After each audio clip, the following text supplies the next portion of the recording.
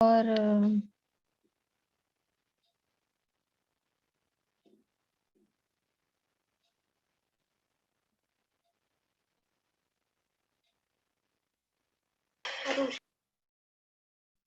कार्यक्रमामध्ये पुन्हा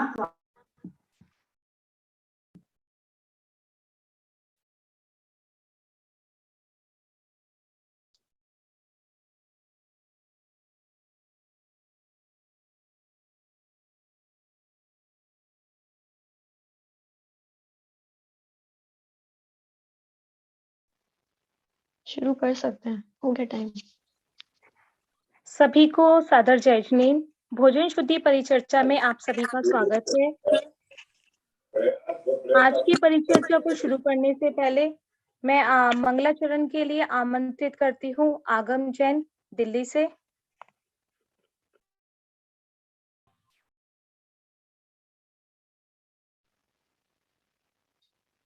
हाँ आगम जी, आप अनम्यूट कर सकते हैं।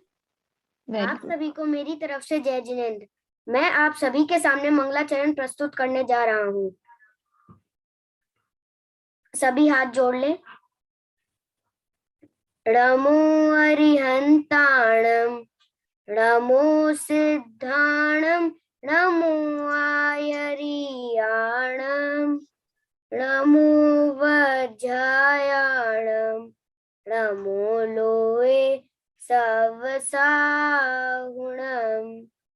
नत्वा श्रीवीरजनम, कलिमलहरणं विशुद्धचिद्रूपम्, संयम विकास केस्मिन्, वक्षये मुपासका चारम। जय जिनेंद्र।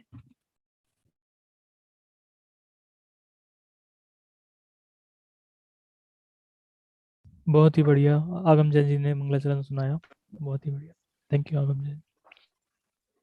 जैन आगम के आलोक में भोजन शुद्धि। विगत 7 परिचर्चाओं में हमने 4 प्रकार की शुद्धियों, द्रव्य शुद्धि, क्षेत्र शुद्धि, काल शुद्धि और भाव शुद्धि के विषय में चर्चा की है। आज की परिचर्चा हमारी श्रावक के अष्टमूल गुण के ऊपर है। इसमें हम आज मुख्य रूप से 3 मकार के विषय में बात करेंगे, क्योंकि जैन हो तो आपने देखा होगा हमारे बैनर में कि जैन हो तो ये बैन हो। हम जैनियों के घर में सामान्य तौर पर 3 मकारों का इस्तेमाल तो बिल्कुल भी नहीं होता, लेकिन कई बार क्या होता है कि अनजाने में हम लोग कुछ ऐसे पदार्थों का सेवन कर रहे होते हैं जिनमें इन 3 मकारों का इस्तेमाल किया जा रहा है। तो आज की परिचर्चा में हम इन 3 मकारों के विषय में खुलासा करेंगे कि ऐसे कौन से पदार्थ हैं जिनमें हम इन 3 मकारों का इस्तेमाल अनजाने में कर रहे हैं। हमारी आज की परिचर्चा की नेत्री हैं आयुषी जी एवं स्वाति जी। मैं उन्हें सादर आमंत्रित करती हूँ कि आप दोनों आए और इस विषय में प्रकाश डालने पर हमें सहयोग प्रदान करें। आयुषी जी।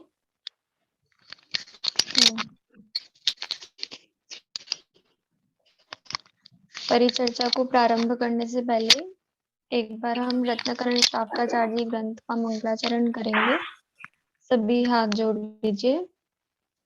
नमः श्री वर्धमानाय निर्धूत कलिलात्मने, सालोकानां त्रिलोकानां यद्विद्यादर्पणायते, यद्विद्यादर्पणायते।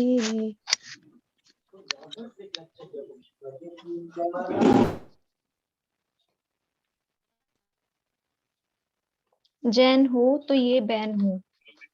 जैसा कि आप सभी को पता है कि आज की हमारी परिचर्चा का विषय है मद्य, मांस और मधु, जिनको हम 3 मकार के नाम से जानते हैं।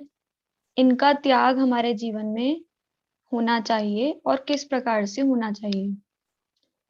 सबसे पहले तो हम इसी विषय पे बात करेंगे कि इसकी आवश्यकता ही क्या है, क्यों हम बात करते हैं अष्टमूल गुणों की, क्यों हमारे जैनागम में अष्टमूल गुणों की चर्चा आती है और मद्य, मांस, मधु त्याग की बात आती है। तो जैसा कि हम सबको पता है कि एक श्रावक, जैन श्रावक कहलाने की जो योग्यता, पात्रता, वो है अष्टमूल गुण। जैसे कि हम एक उदाहरण से समझें कि जब तक हमारा मुंह साफ नहीं होगा तब तक क्या हमें स्वादिष्ट भोजन का, मिष्ठानों का स्वाद आ सकता है? नहीं आ सकता। जब तक हमारे मुंह के अंदर ही गंदगी है, यदि हमने अपना मुंह साफ नहीं करा तो हमें चाहे कितना ही स्वादिष्ट मिष्ठान हमारे सामने हो, फिर भी हमें उसका स्वाद नहीं आएगा। तो उसी प्रकार से जब तक हमारे जीवन में ये मद्य, मांस, मधु, इनकी गंदगी चलती रहेगी, तब तक जो हमें जिनवाणी की मीठी बातें हैं, पवित्र सिद्धांत हैं, वो नहीं समझ आएंगे, सुहाएंगे नहीं, हमारे जीवन में नहीं आ पाएंगे। इसीलिए इन अष्ट मूल गुणों की और 3 मकारों की त्याग की आवश्यकता महसूस होती है। जैन हो तो ये बैन हो। जैसा कि आपने पोस्टर में भी देखा होगा कि क्या क्या चीजें बनी हैं, क्या क्या कुछ चीजें हमारे पोस्टर में बनी हुई हैं। तो ये और मद्य मास मधु, इन दोनों का क्या रिलेशन है? क्योंकि मद्य मास मधु, इन चीजों में कहीं ना कहीं इनडायरेक्टली प्रयोग होता है। किस प्रकार से, उसकी भी चर्चा आज हम इस परिचर्चा के माध्यम से करेंगे। और हम मद्य मास मधु के स्वरूप पे थोड़ी सी बात करेंगे, हमें क्यों नहीं ग्रहण करना चाहिए, मद्य मास मधु का त्याग क्यों आवश्यक है, इस पे बात करेंगे। तो सबसे पहले तो इन सभी चर्चाओं से पहले कि ये अष्टमूल गुण का पालन किन किन को करना चाहिए, तो सबसे जरूरी है अष्टमूल गुण का पालन श्रावकों को करना। श्रावक मतलब कौन श्रावक? श्रावक यानी जो जिनेंद्र भगवान के उपासक होते हैं, जिनके हृदय में पंच परमेष्टि विराजमान है, उन्हें हम बोलते हैं श्रावक। पंच परमेष्टि जिनके हृदय में विराजमान है, यानी कि जो मुनिराजों को आहार देने के योग्य हैं, ऐसे होते हैं हमारे श्रावक। पंच परमेष्टि हृदय में विराजमान का अर्थ यदि हम सोचें तो इसका मतलब ये भी है कि जैसे भगवान बताते हैं उसके अनुसार जिसका आचरण हो, जो जिन आज्ञा को माने, उसे हम जैन बोलते हैं। इसीलिए जैन होने के नाते हमें इन श्रावक के अष्टमूल गुणों का पालन आवश्यक है। अब इन अष्टमूल गुणों की जो हमारी जिनवाणी में चर्चा आती है, जिनवाणी के परिप्रेक्ष्य में अष्टमूल गुणों की चर्चा को अब हम समझेंगे स्वाति जी के माध्यम से। हाँ, उससे पहले एक विशेष बिंदु हमारे सामने आया है कि अष्टमूल गुणों को पालन क्यों करें। ये बहुत इंपॉर्टेंट है, क्योंकि पहले हमें इसकी आवश्यकता महसूस होगी, तभी हम इसकी ओर भी बढ़ेंगे। अष्टमूल गुणों का पालन करने की आवश्यकता क्यों है? सबसे पहला बिंदु है जैन संस्कृति की सुरक्षा के लिए, क्योंकि हम जैन हैं। जैन यानी जो जिनेंद्र भगवान की आज्ञा को माने, जिनेंद्र भगवान का भक्त सो जैन। तो यदि हम जैन हैं और हम अपनी जैन संस्कृति को सुरक्षित रखना चाहते हैं, जैन आगम में जो बातें बताई हैं उसको अपने जीवन में अपनाना चाहते हैं, तो हमें अष्टमूल गुणों का पालन करना चाहिए। और ये तो सर्व प्रसिद्ध ही है बात, जैसा खावे मन वैसा होवे अन्न। यदि हमारे जीवन में मद्य मास मधु, मांस भक्षण जैसी चीजें चलेंगी तो हमारे मन में भी विकृति आएगी ही आएगी, हमारे विकल्पों में भी विकृति आएगी, परिणामों में भी विकृति आएगी। तो यदि हम अपने भाव शुद्धि चाहते हैं, परिणामों की शुद्धि चाहते हैं, तो उसके लिए भी हमें इन अष्टमूल गुणों का पालन बहुत आवश्यक है। लोक में इज्जत, मान, प्रतिष्ठा और यश। लोक में इज्जत से अर्थ यहाँ पर है कि एक जैन होने के नाते लोक में भी हमारी एक प्रतिष्ठा होती है, मान होता है कि जैन है तो मद्य मास मधु का सेवन नहीं करते होंगे। तो वो जो हमारी जैनों की एक छवि है, जैनों का एक गौरव है संस्कृति का, उसको बनाए रखने के लिए, ऐसा ना हो समय के साथ लोगों के मन में जो जैनों के लिए धारणा बनी हुई है कि ये शुद्ध सात्विक भोजन करते हैं, जमीकंद नहीं खाते, रात्रि भोजन नहीं करते, और यहाँ तक कि मध्य मास मधु तो दूर ही रहते हैं, उनसे छूते भी नहीं है। तो उस छवि को कायम बनाए रखने के लिए, अपने यश को, मान प्रतिष्ठा को, गौरव को कायम बनाए रखने के लिए हमें अष्टमूल गुणों का पालन करना चाहिए। इसके साथ साथ ही शारीरिक स्वास्थ्य के लिए, जैसा कि हमने पिछली परिचर्चाओं में भी देखा और आगे भी हम देखेंगे कि शारीरिक स्वास्थ्य और जैन चरणानी योग, इन दोनों में बहुत घनिष्ठतम संबंध है। जो जैन चरणानी योग में बातें आती हैं, वो सारी ही बातें शारीरिक स्वास्थ्य वर्धक होती हैं। तो अष्टमूल गुणों का पालन भी हमें किसके लिए करना है? सभी प्रकार के जो ये मकार बताए हैं, मध्य मास मधु, तीनों ही प्रकार हमारे स्वास्थ्य के लिए हानिकारक हैं।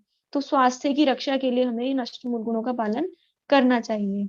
अब श्रावक के अष्टमूल गुणों के नाम देखते हैं हम आदरणीय स्वाति जी के माध्यम से। स्वाति जी। अलग अलग ग्रंथों में अलग अलग तरीके से अष्टमूल गुणों के नाम बताए गए हैं। तो आचार्य समंत भद्र देव अष्टमूल गुणों का वर्णन किस प्रकार करते हैं? वो कहते हैं कि मद्य, मांस और मधु का त्याग 3 और हिंसादि 5 पापों का त्याग, स्थूल रूप से हिंसादि 5 पापों का त्याग करने को वो अष्ट श्रावक के अष्टमूल गुण का नाम देते हैं। आचार्य जिनसेन कहते हैं कि मद्य, मांस और द्यूत अर्थात जुआ खेलना, तो इनका त्याग और स्थूल हिंसादि 5 पापों के त्याग को मूल गुण, 8 मूल गुण कहा।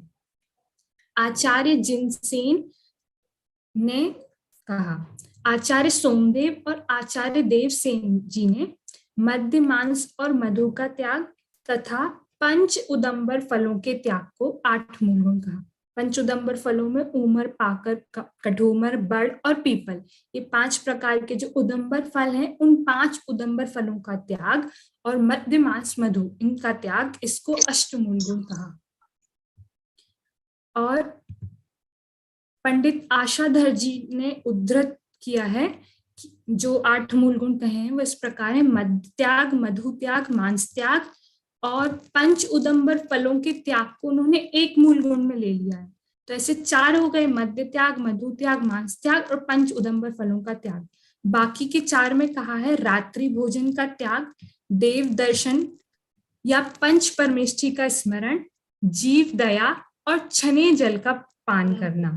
तो इस प्रकार 8 प्रकार के मूल गुण आचार्य पंडित आशाधर जी ने उद्धृत किए हैं। तो इस प्रकार हमने देखा कि भले ही 8 मूल गुण 4 प्रकार से बताए गए, लेकिन 8 ही मूल गुण में जो मूल चीज है मद्य, मांस और मधु का त्याग, वो चारों प्रकार के 8 मूल गुणों में बताया गया है कि मद्य का त्याग होना चाहिए, मांस का त्याग होना चाहिए और मधु का त्याग होना चाहिए। तो इस प्रकार विभिन्न शास्त्रों में विभिन्न आचार्यों ने अपने अपने मतों के अनुसार 8 श्रावक के 8 मूल गुण कहे हैं, जिसमें से हमने कुछ ग्रंथों के और ग्रंथकर्ताओं के नाम यहाँ पर दिखाए जा रहे हैं आपको कि इन ग्रंथों में मद्य, मांस और मधु का कड़ी निंदा करते हुए निषेध किया है।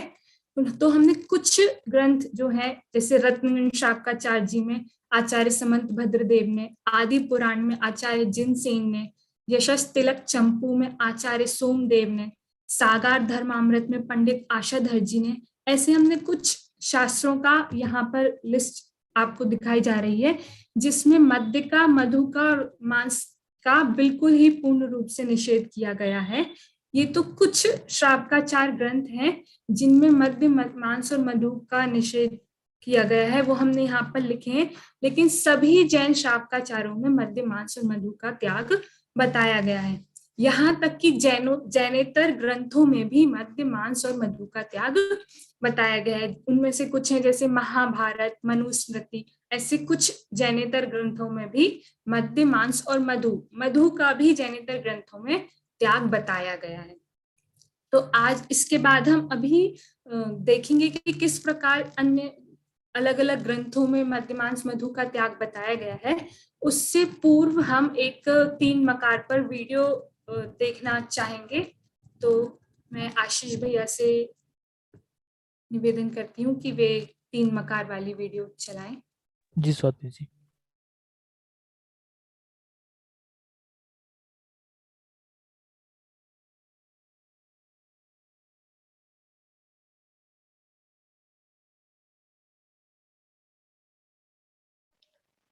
इस पे एक चीज हम सबको ध्यान देने योग्य है, जो अंतिम पंक्ति आई कि क्या एक जैन श्रावक होने के नाते हमें इनका सेवन करना चाहिए। क्योंकि देखिए, श्रावक का अर्थ यहाँ पर क्या है। श्रावक यानी जिनेंद्र भगवान की आज्ञा मानने वाला। अपने जैन धर्म में अहिंसा को सबसे उत्कृष्ट बताया गया है। अहिंसा परमो धर्म ऐसा कहा गया है। तो यदि हम अहिंसा का पालन करना चाहते हैं तो मद्य, मांस और मधु का प्रयोग हमारे लिए सर्वथा निषिद्ध है। और किसी भी रूप में यदि इनका प्रयोग हमारे जीवन में होता है तो क्या हम जैन कहलाने के अधिकारी रहेंगे? क्या फिर हम जिनेंद्र भगवान के मार्ग पर चलने वाले कहलाएंगे? इस पर हम सबको विचार करना चाहिए। शॉर्ट में यदि हम देखें तो जिनेंद्र भगवान की क्या आज्ञा है?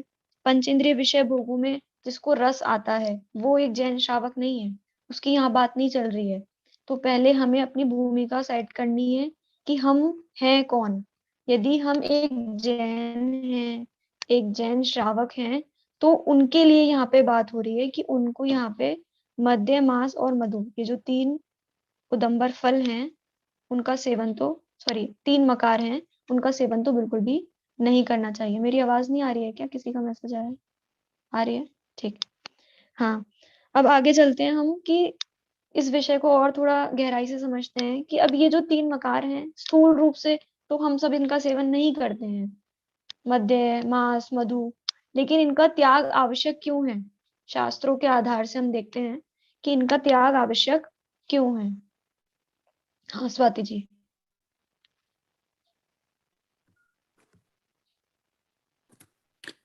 तो जैसे कि हमने वीडियो में देखा कि किस प्रकार मद्य, मांस और मधु त्रस्त जीवों की हिंसा से बनाए जाते हैं, तो हम एक एक करके क्रम से देखेंगे कि किस प्रकार शास्त्रों में मद्य, मांस और मधु का निषेध किया गया है।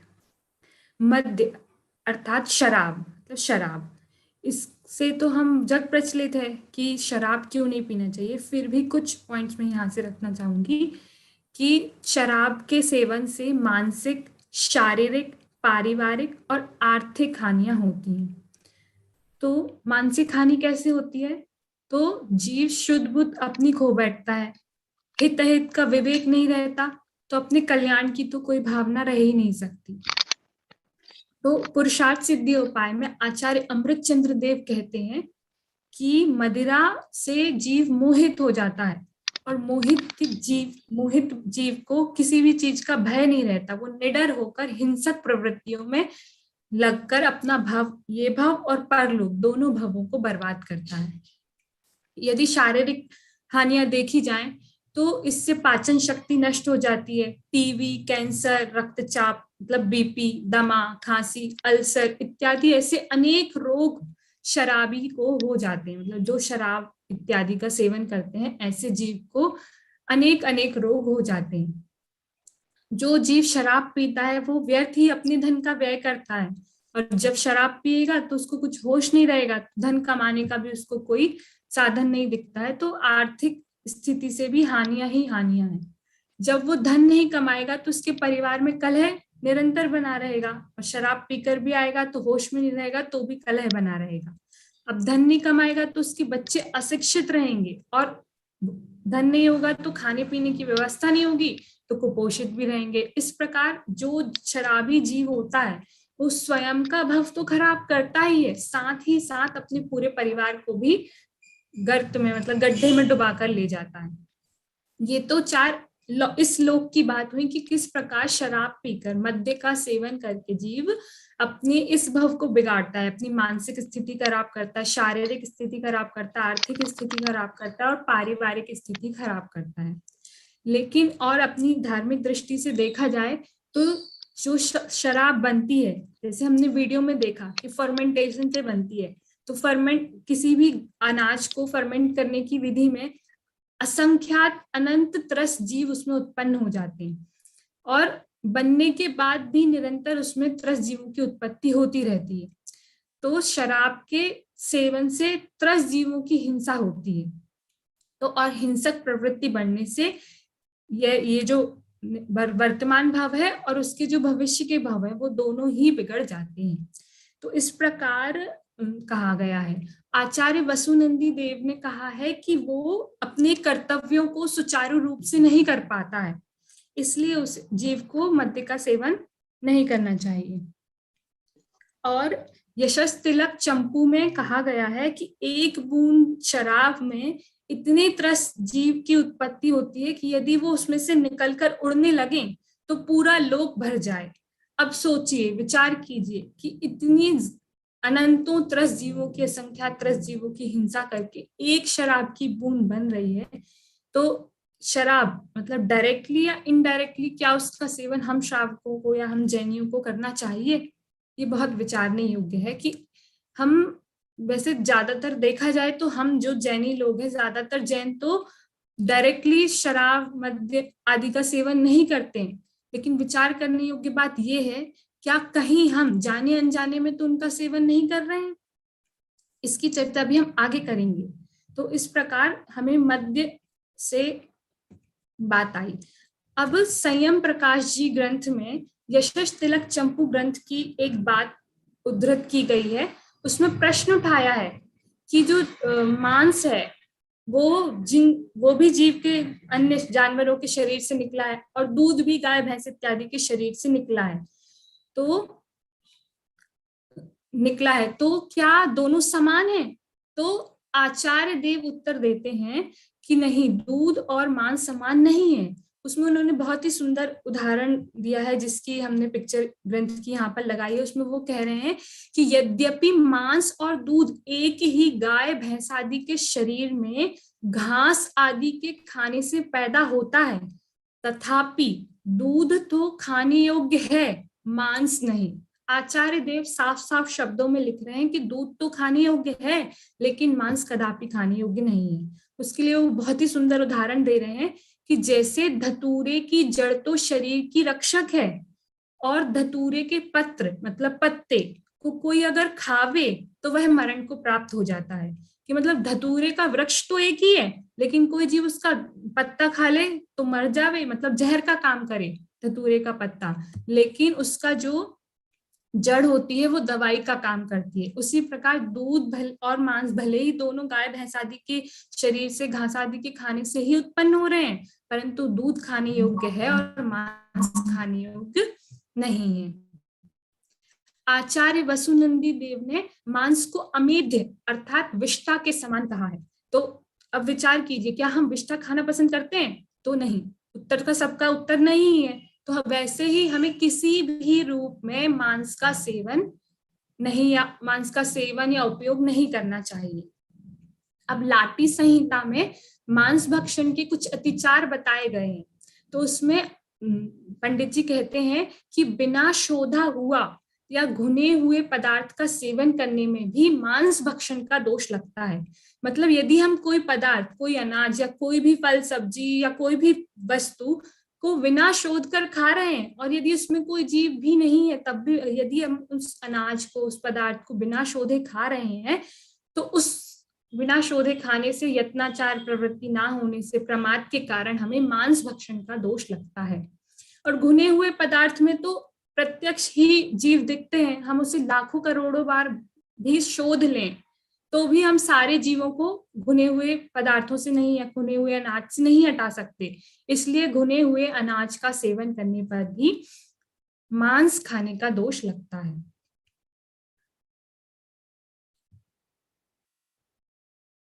अब अंतिम है कि मधु का क्यों आचार्यों ने निषेध किया है, कैसे निषेध किया है।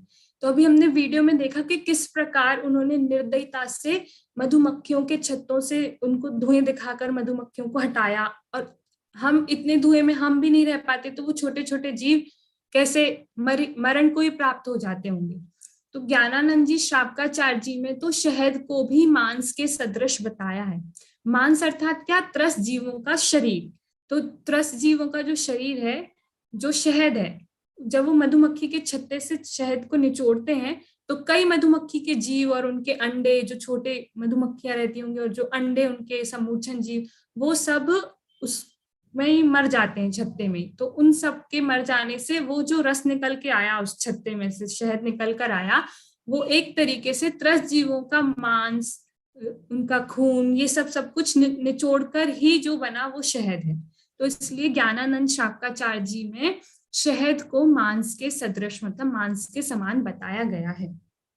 आचार्य वसुनंदी कहते हैं कि मधु मल मूत्र और वमनादिक के समान निंदनीय है। मतलब जैसे कोई लोक में मल मूत्र और वमन, मतलब उल्टी को ग्रहण करना, उसका सेवन करना पसंद नहीं करता, वैसे ही एक जैनी श्रावक को क्या कहें, एक समझदार पुरुष को, समझदार जीव को मधु का सेवन किसी भी रूप में नहीं करना चाहिए। वसुनंदी शाक्ताचार्य जी में वसुनंदी आचार्य और भी कहते हैं कि जो जीव पाप बहुल, मतलब इतनी पाप की बहुलता से बनाया गया मधु का सेवन करता है, वह नरक में जाता है। और वो आगे कह रहे हैं कि इसमें कोई संदेह की बात नहीं है, कि इसमें कोई संदेह ना करे कि मधु, मांस और मदिरा का पान करने से जीव अधोगति में गमन करता है। अमित गति आचार्य कहते हैं कि यदि कोई मनुष्य औषधि के रूप में भी थोड़े से शहद का भी सेवन करता है तो वह परलोक में महादुख पाता है। वे आगे कहते हैं कि भले इस भव में हमने इस शरीर को बचाने के लिए थोड़े से शहद का सेवन कर लिया, परंतु वह थोड़े से शहद का लालच या कहें गृद्धता, हमारा मोह इस शरीर के प्रति, हमारे पर भव को पूर्ण रूप से बिगाड़ के रख देता है। इस प्रकार अन्य और भी शाक्ताचार्यों में आचार्य देवों ने और पंडित जियों ने मद्य, मांस और मधु की कड़ी निंदा करते हुए उसका निषेध किया है और कहा है कि हमें किसी भी रूप में मद्य, मांस और मधु का सेवन नहीं करना चाहिए। अब यहाँ पर विचार करने बात ये, अभी तो ये हम जानते हैं और हम में से प्रायः कोई भी ऐसा जैन नहीं होगा, अभी जितने हम बैठे उनमें से तो मैं अनुमान लगा के चल रही हूँ कि कोई भी ऐसा नहीं होगा कि जो मद्य, मांस और मधु का डायरेक्टली सेवन करता होगा। लेकिन विचार करने योग्य बात यह है कि कहीं जाने अनजाने में हमारे घरों में कोई भी पदार्थ, 3 मकार में से कुछ भी, मद्य, मांस या मधु हमारे घरों में तो नहीं आ रहे, और अगर आ रहे हैं तो क्या हम जैन कहलाने के अधिकारी हैं? क्योंकि हमने देखा कि जैनी श्रावक को मद्य, मांस और मधु का बिल्कुल भी किसी भी तरीके से सेवन नहीं करना चाहिए। अन्य जैनेतर ग्रंथों में भी और ये प्रश्न आप सभी को विचारने के लिए है, और मैं तो ये चाहूंगी कि जितने भी लोग हमारी परिचर्चा में जुड़े हैं, यदि आप सहमत है किसी ना किसी रूप में, तो आप अपना वीडियो ऑन करके दिखाएं। क्योंकि आप खुद सोचिए कि एक अंधेरे कमरे में बैठकर हम ये बातें किसको सुना रहे हैं? हमें भी तो कोई दिखे, कोई सुनने वाला। सिर्फ 66 आईडीज जुड़ी हुई हैं, हमें तो कोई भी नहीं दिख रहा सामने। आधे लोगों की भी वीडियो ऑन नहीं है। आप खुद सोचिए, हमें परिचर्चा करने का मजा कैसे आएगा? हमें कैसे पता चलेगा कि हाँ आप इन बातों से सहमत हैं या हम ऐसे ही बोल रहे हैं?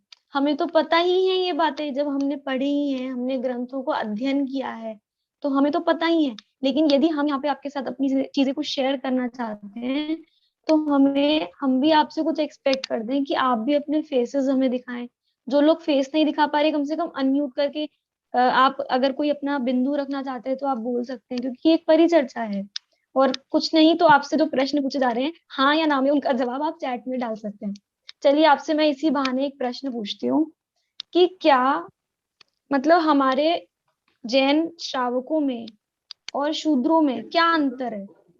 एक शूद्र नीच जाति का, निम्न जाति का व्यक्ति यदि कोई है, क्या उसे हम, देखिए अनम्यूट करने के लिए आपको बोला है, तो ये नहीं कि आप अनम्यूट करके कुछ भी बोलेंगे। म्यूट करिए प्लीज। हाँ, परिचर्चा की गरिमा को बना के रखिए, अपने आसपास शांति बनाए रखें। देखिए आप ऐसा विचार करें कि आप स्वाध्याय भवन में बैठे हैं, कहीं गोष्ठी चल रही है, कोई परिचर्चा चल रही है, वहां आप सुन रहे हैं। अब आप घर के काम भी साथ साथ करते हैं और आप ऐसे चला लेते हैं, तो ऐसे तो आपको विराधना का और पाप लगता है। हाँ, तो अब विषय पे आते हैं कि एक जैन श्रावक में और एक जो शूद्र है, निम्न जाति का व्यक्ति है, उनमें क्या अंतर है? दोनों ही तो मनुष्य है ना। क्या एक शूद्र को हम हमारे मंदिर में आने देते हैं? निम्न जाति का कोई भी आ जाए, अंगी, चमार या अब मांस मदिरा पान करने वाला व्यक्ति, क्या उसे हम मंदिर में आने देते हैं? नहीं आने देते। बताइए, नहीं आने देते, सब हाँ। मना कर रहे हैं। और क्या उसे हम अभिषेक करने देते हैं? प्रतिमा जी को छूने देते हैं? नहीं देते। नहीं छूने देते। तो उसका कारण क्या है? उसका एकमात्र कारण ये 3 मकारी तो हैं जिनकी आज हम चर्चा कर रहे हैं। शूद्रों में कुछ अलग थोड़ी है, वो भी तो मनुष्य हैं। लेकिन मद्य, मांस और मधु जिनका वो सेवन करते हैं, ये उनमें और हमें अंतर पैदा करता है। इस अंतर को बनाए रखें हम, तो ही हमारे मंदिरों की भी मर्यादा बनी रहेंगी। मान लो एक शूद्र को तो हमने मना कर दिया मंदिर में आने के लिए, लेकिन कोई कोई जैन है, वो मदिरा पान करता है और वो रोज मंदिर आता है, हम ध्यान ही नहीं देते उस पर। तो वो ये अष्टमूल गुण इसीलिए जरूरी है हमें पालना। आप सबको पता होगा कि हमारे जैन धर्म में जब 45 दिन बाद बच्चा सबसे पहली बार मंदिर जी जाता है, तो उसको अष्टमूल गुण दिलवाए जाते हैं उसके माता पिता को। जब तक वो अबोध है तब तक उसके माता पिता उसका पालन उनसे करवाते हैं, और जब वो समझदार हो जाता है 8 वर्ष के बाद, तो उसको फिर से मंदिर जी ले जाकर प्रॉपरली समझाए जाते हैं और आजीवन नियम दिलाया जाता है। यदि ऐसा हम नहीं करते हैं तो हमें ये प्रथाएं दोबारा से चालू करनी चाहिए। अगर हमारे घरों में, हमारे समाज में ये प्रथा बंद हो गई है, क्यों जरूरी है इस प्रथा को चलाना? क्योंकि ये कोई रूढ़ी नहीं है, ये एक डिफरेंस है जो बहुत जरूरी है हमारे मंदिर की मर्यादा को बनाने के लिए। वरना एक शूद्र, निम्न जाति का व्यक्ति जिसको हम मंदिर में घुसने नहीं दे रहे, जो मद्य, मांस, मधु का सेवन करता है, और उसमें और हमें अंतर क्या रह जाएगा? यदि हमने अष्टमूल गुणों का नियम अभी तक नहीं लिया है, तो हम सभी को अष्टमूल गुणों का नियम अवश्य रूप से स्वयं भी लेना चाहिए और अपने घरों में इसकी परंपरा भी कायम रखनी चाहिए। एक छोटे से बच्चे को, उसके माँ बाप को, और 8 वर्ष का होने के बाद उसको स्वयं को जिम्मेदार बनाना हमें चाहिए। ये हम सबकी जिम्मेवारी है जो हमें अपनी पूरी करनी चाहिए। तो एक शूद्र व्यक्ति को हम स्पर्श नहीं करने देते। अभी आप सभी ने ये बात बोली है, अब इस पे आप कायम रहिएगा। और उसका कारण क्या है कि वो मद्य, मांस, मधु का सेवन करता है। अब दूसरा जो प्रश्न जो हमारे सामने था, क्या हमारे जीवन में किसी रूप में मद्य, मांस, मधु का सेवन होता है? इस पे भी विचार करिए। बताइए, आपको क्या लगता है, होता है या नहीं होता है? हाँ, आयुर्वेदिक मेडिसिन। आयुर्वेदिक मेडिसिन के माध्यम से होता है। हाँ, उसमें शहद होता है। हाँ, उसमें शहद होता है। लेकिन आयुर्वेदिक मेडिसिन के मेडिसिन बिना या फिर काम भी तो नहीं चलता ना। साता विद्या तो बहुत है ना पंचम काल में। मेडिसिन के बिना काम नहीं चलता है, आपकी बात सही है। औषधि लेना जरूरी है, लेकिन शहद लेना जरूरी नहीं है। नहीं, शहद इनडायरेक्टली के डाल बिना रहा काम है। चल जाएगा आपका। हाँ, तो बहुत सारी ऐसी औषधियां हैं जिनमें शहद का प्रयोग नहीं होता, हमें उनका ग्रहण करना चाहिए और अपना विवेक का इस्तेमाल करना चाहिए, खोजना चाहिए। और ऐसा नहीं है कि ऐसा है ही नहीं। हम आपको अगर नहीं मिल रहे हैं कोई, तो हमारी आगे की परिचर्चाएं होंगी, हम आपको सारे अल्टरनेटिव्स यहाँ बताएंगे। लेकिन आप एक खुले दिमाग से सोचने समझने के लिए यहाँ बैठे बस। हम तो आपसे ये चाहते हैं कि आप विचार करें। हम ये नहीं कह रहे हैं कि आप कुछ छोड़ें या नहीं छोड़ें, वो आपका है, आपकी परिस्थितियां हैं, वो आपका जीवन है, उससे हमें कोई लेना देना नहीं है। हम यहाँ पे सिर्फ शास्त्रों के माध्यम से एक विचार करने के लिए आपको कह रहे हैं कि विचार करें कि क्या हमारे जीवन में किसी ना किसी रूप में मद्य, मांस, मधु का सेवन हो रहा है, और यदि हो रहा है तो एक निम्न जाति के व्यक्ति में और हमारे में अंतर क्या रह गया? यही तो अंतर था, और उसको हम खत्म कर रहे हैं। तो इसीलिए विचारने योग्य बिंदु है। अब देखते हैं वास्तव में, जैसे अभी हमारी एक आंटी जी ने भी बोला कि शहद डलता है दवाइयों में, इसी प्रकार से बहुत सारी चीजें हैं जिनका हमारे जैन घरों में आजकल जाना तो क्या, आना ही आना हो गया है, आने लगी है, वो प्रयोग में आने लगी है, लेकिन उनका प्रयोग नहीं होना चाहिए। चलिए देखते हैं कौन कौन सी ऐसी चीजें हैं। हाँ, आगे करिए स्लाइड। हाँ, तो हमने कुछ ये म्यूट हो गए साथी। तो पैटा एक ऑर्गेनाइजेशन है जो एनिमल्स की एथिकल ट्रीटमेंट के लिए, कि मतलब उनको हानि ना पहुंचाई जाए, ऐसे उनका प्रयोग हो, उपयोग ना हो, उनको हानि ना पहुंचाई जा सके, ऐसी एक साइट है जिससे हमने कुछ इंग्रेडिएंट्स को निकाला है जो जानवरों से बनते हैं। तो ऐसे कुछ इंग्रेडिएंट पेटा साइट से हमने निकाला है, जिसका पूरा फुल फॉर्म है people for the ethical treatment of animals, की जो जानवरों की सुरक्षा के लिए काम करती है। तो सबसे पहले हमने हमारी पिछली परिचर्चा में एक में चीनी के दुरुपयोग भी बताए थे। तो उसका एक कारण वो दुरुपयोगी तो है, मतलब वो उसका हमारी सेहत तो खराब होती है, लेकिन वो उसका सेवन करने से मांस भक्षण का भी दोष लगता है। तो कैसे कि ये जो यहाँ पर देखिए बोन कार, ये एक एनिमल डिराइव्ड प्रोडक्ट है जो एनिमल की बोन के चूरे से बनता है, ठीक है ना, एनिमल बोन ऐश। तो बोन के उनकी हड्डियों के चूरे से बनता है, और वो चूरा किस किस में यूज होता है, जो बोन चाइना के प्रोडक्ट्स होते हैं, मतलब वो जो बर्तन होते हैं उसमें, और जो व्हाइट शुगर होती है, मतलब जिसको हमारे घरों में चीनी और शक्कर कहा जाता है, उसको सफेद करने के लिए, जो शक्कर को सफेद करने के लिए उपयोग होता है, तो वो ऐसा प्रोडक्ट है एक बोन कार। तो एक और ऐसे प्रोडक्ट्स हैं बोन मील, ये भी एनिमल्स मतलब जानवरों की हड्डियों को चूरा करके बनाया जाता है, और जो एक कैल्शियम का सोर्स माना जाता है। तो जो कैल्शियम सप्लीमेंट्स होते हैं उनमें यूज होता है, और टूथपेस्ट में, जो हम टूथपेस्ट करते हैं उनमें यूज होता है। तो ये सब हम सुन रहे हैं, तो हमें थोड़ा अपना विचार भी चलाते जाना चाहिए कि हम ये क्यों बता रहे हैं। हम बेसिकली ये चीजें इसलिए बता रहे हैं कि इनके माध्यम से हमारे घरों में मांस आ रहा है, या फिर हम बेसिकली मांस ही कहेंगे, अभी तो मांस की चर्चा चल रही है। ऐसे ही मधु भी हमारे, और मदिरा भी हमारे घरों में आ रहा है। तो हमें ये विचार करना है कि हम कैसे इनका आना अपने घरों में रोकें। अगला प्रोडक्ट है कार्माइन, कोचिनील भी जिसको कहा जाता है, जो कोचिनील नाम के एक इंसेक्ट कीड़े से बनता है।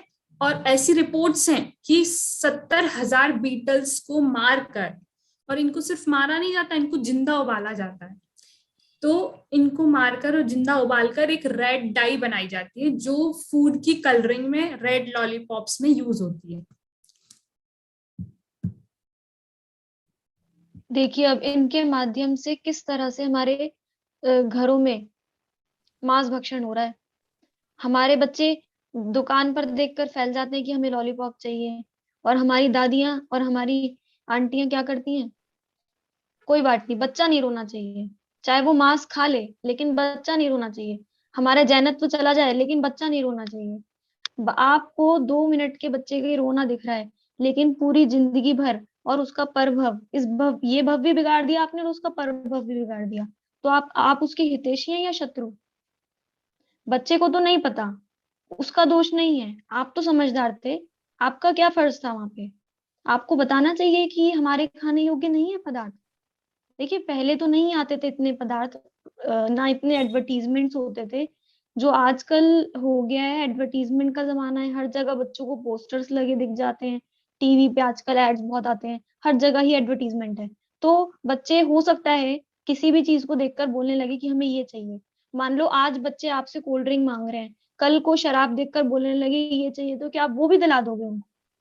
तो इस पे विचार करिए कि हमें हर बात बच्चों को समझानी चाहिए, और अपनी एक लिमिटेशन सेट करनी चाहिए, और बच्चों को बताना चाहिए कि हमें ये क्यों नहीं खाना है। रेड लॉलीपॉप्स, आपको पता ही नहीं उस लॉलीपॉप में क्या है। कौन कौन है जो लॉलीपॉप दिलाने से पहले कोई सोचता भी होगा इसमें क्या डला है या इंग्रेडिएंट्स क्या हैं? इंग्रेडिएंट्स तो मुझे नहीं लगता कोई भी पढ़ता होगा, और इतने छोटे छोटे लिखे होते हैं कि कोई पढ़ भी नहीं सकता, वो चाहते भी यही हैं। तो ऐसे रेड लॉलीपॉप्स कलर डला होता है, और कलर के लिए उसमें क्या डाल रहे हैं, वो बीटल डाल रहे हैं। 70,000 बीटल मरती हैं, तो एक पाउंड कितना होता है, 4.5 किलो, 450 ग्राम करीब होता है एक पाउंड। उतना सा वो रेड डाई बनता है 70,000 बीटल्स को मारने के बाद।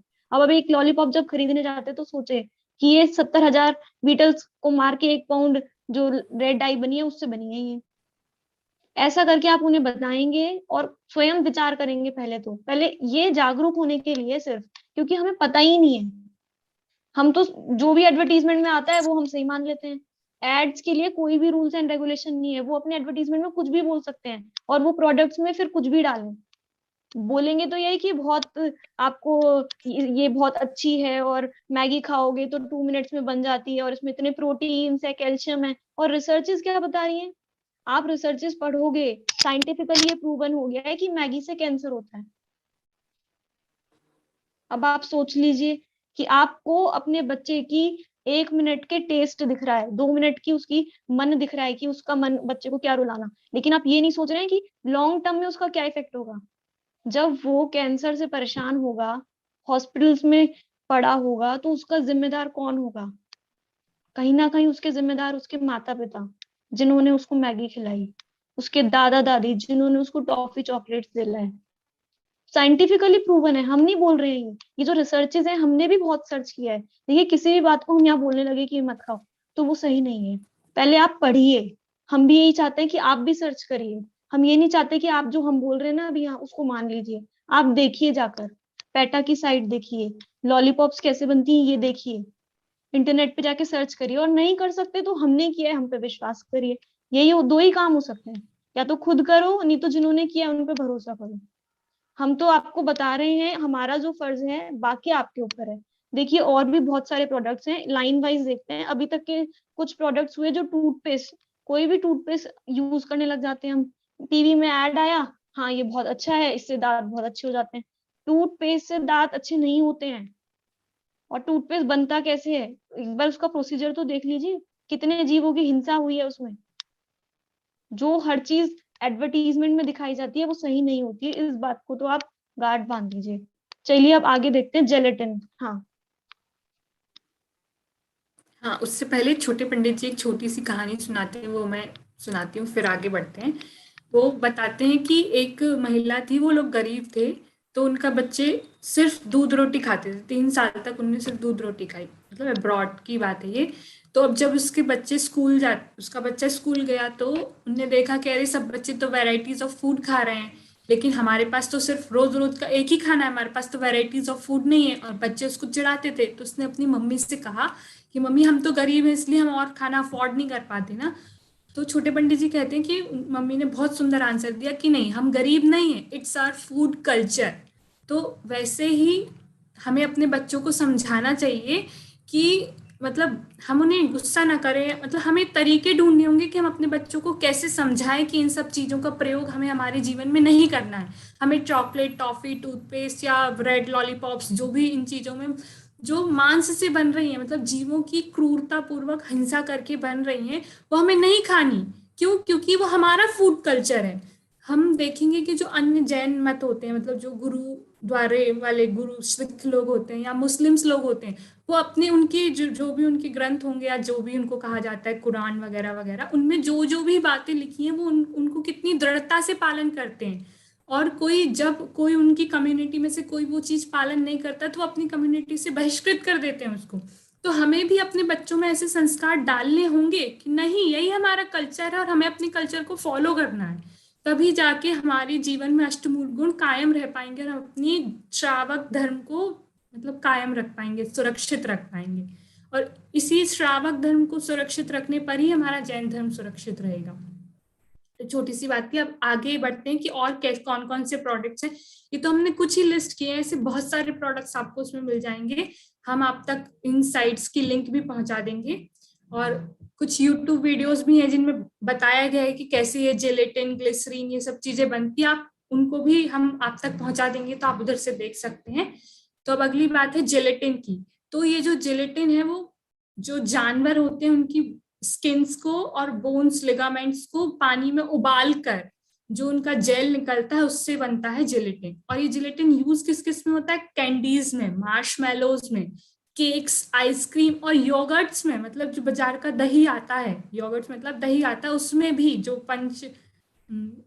आते हैं ये सब चीजें, मतलब आइसक्रीम में हमारे बच्चे, हम सब मतलब कितने चाव से आइसक्रीम, केक्स खाते हैं। चलो ये तो जेलेटिन की बात है। और एग्स वगैरह भी डलते हैं, हमें तो पता भी नहीं। और आजकल की कंपनियां नॉन वेजिटेरियन चीजें डालकर उसमें ग्रीन मार्क लगा देती हैं। हमने सिर्फ ग्रीन मार्क देखा और उसको खरीद लिया। हमने ये नहीं देखा कि उसमें क्या नंबर्स डले हैं, क्या इंग्रेडिएंट्स हैं, बस ग्रीन मार्क देखा और खरीद कर ले आए।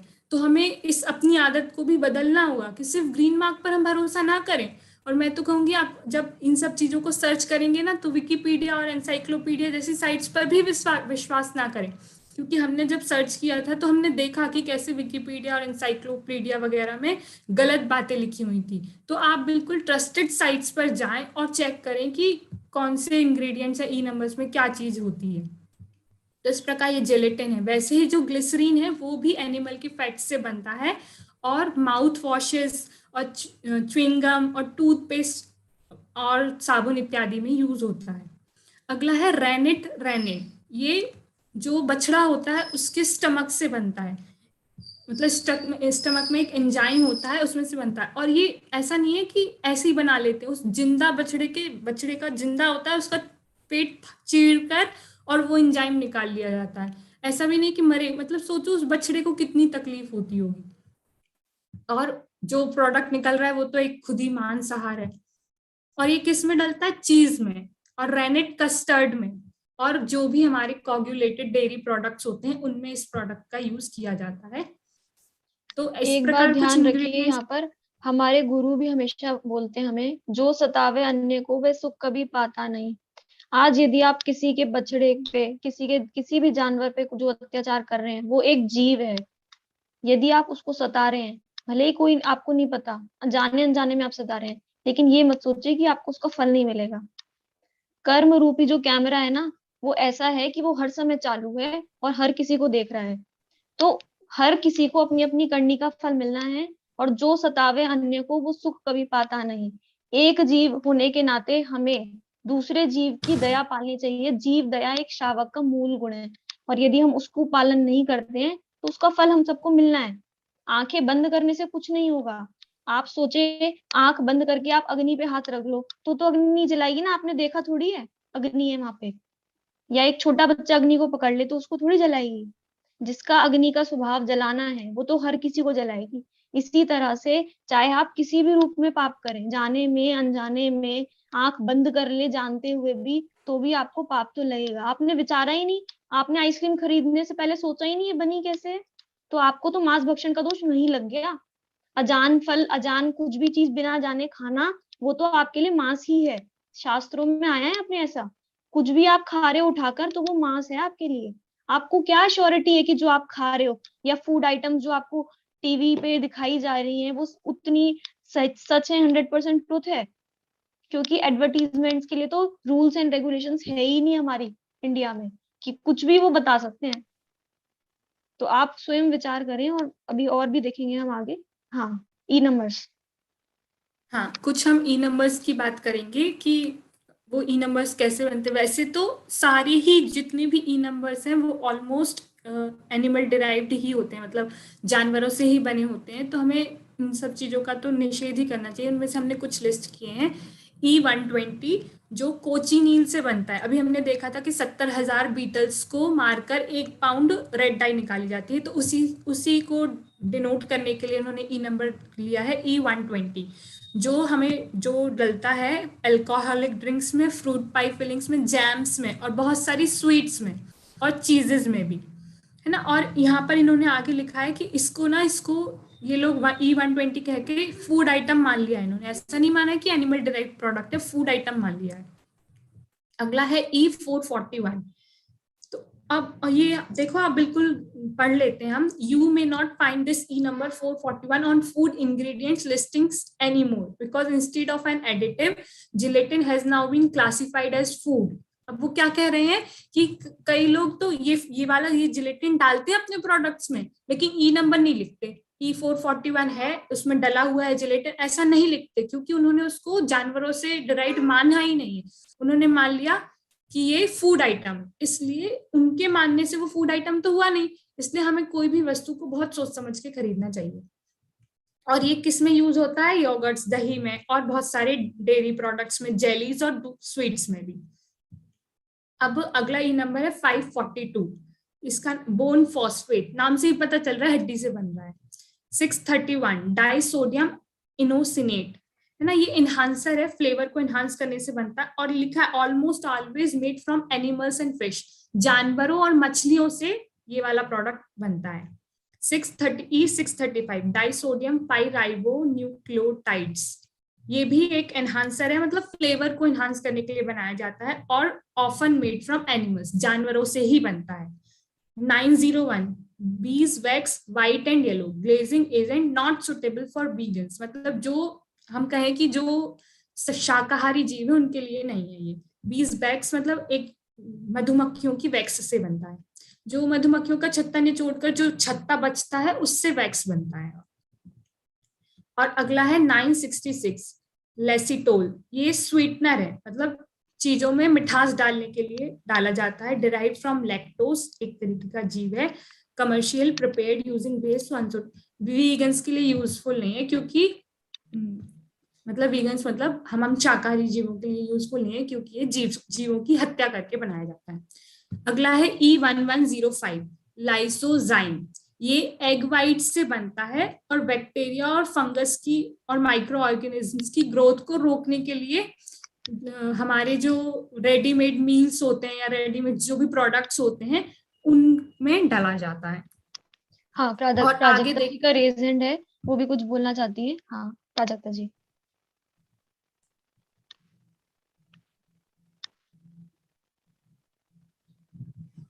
प्राजक्ता आप जी, आप म्यूट कुछ हैं, अनम्यूट कर लीजिए।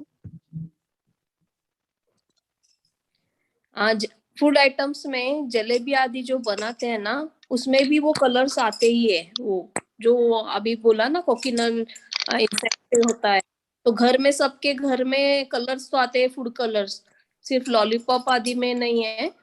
इसलिए बाहर के फूड कलर्स लाना, जो घर केसर आदि से वो कलर्स बना सकते हैं हम लोग घर में।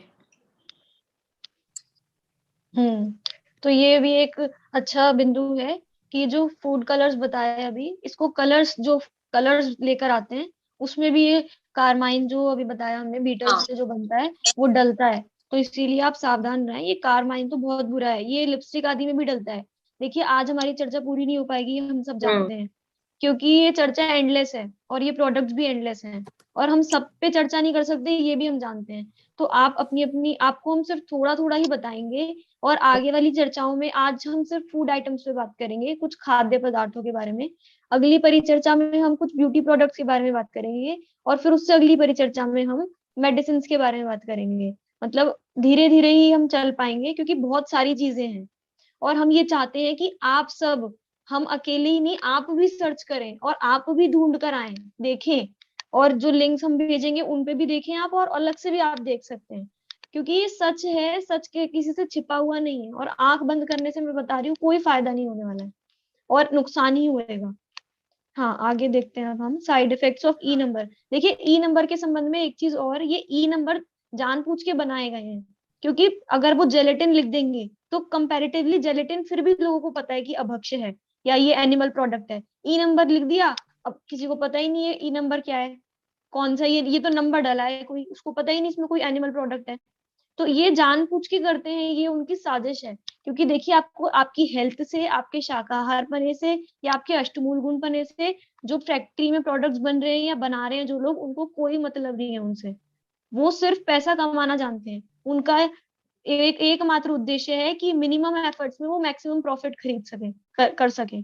तो उनको आपकी हेल्थ से कोई लेना देना नहीं है, कम से कम सस्ते प्रोडक्ट्स यूज करके वो ज्यादा से ज्यादा प्रोडक्शन करना चाहते हैं अपना। तो इसीलिए आप सब सावधान हुए, जो बल्क में चीजें बनती हैं वो कभी भी शुद्ध हो ही नहीं सकती, और उनमें अशुद्धि कहाँ तक हो सकती है वो हम विचार भी नहीं कर सकते।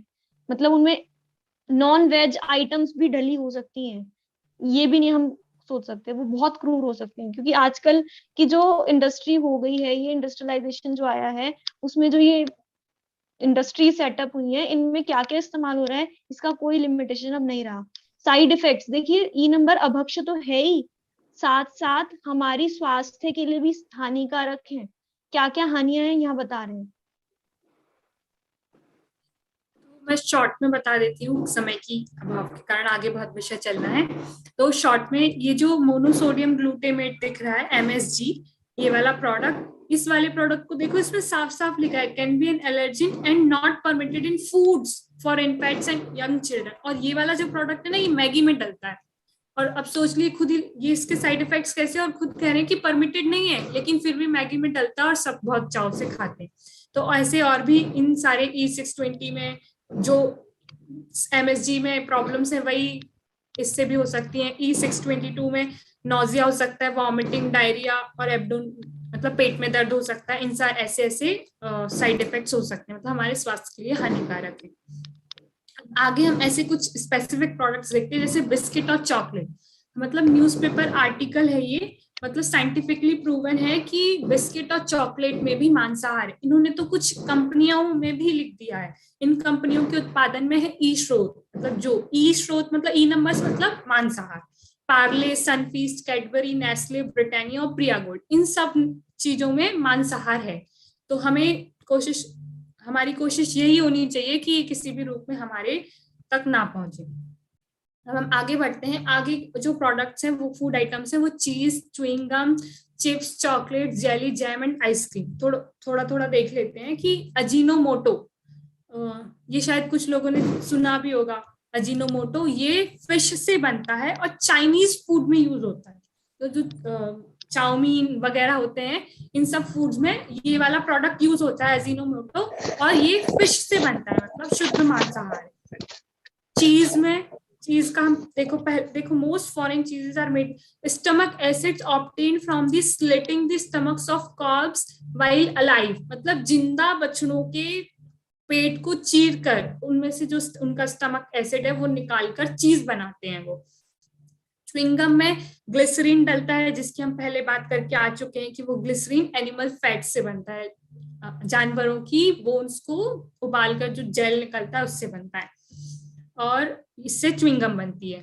अब चिप्स, जो हम सोचते हैं कि ये तो शाकाहार है, चिप्स ही तो है, लेकिन नहीं, वो क्या, always fried in animal fat, मतलब जो जानवरों की हड्डियों से जो घी तेल निकलता है उसमें फ्राई की जाती हैं चिप्स। तो अब सोच लीजिए हमें कहाँ तक उनको शाकाहार मानना है।